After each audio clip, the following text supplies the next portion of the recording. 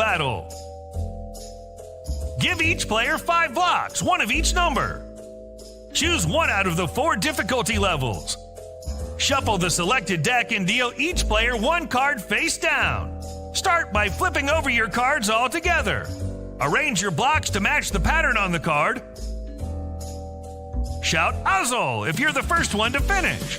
The first person to correctly match the pattern wins. Azul race. Give each player 5 blocks, one of each number.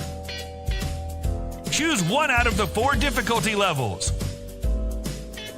Shuffle the selected deck, then place it in the center face down. Flip over the top card. All players race to match their blocks to the pattern on the card. Shout Azul when you're done and grab the card. The first person to correctly match the pattern wins. The Azul!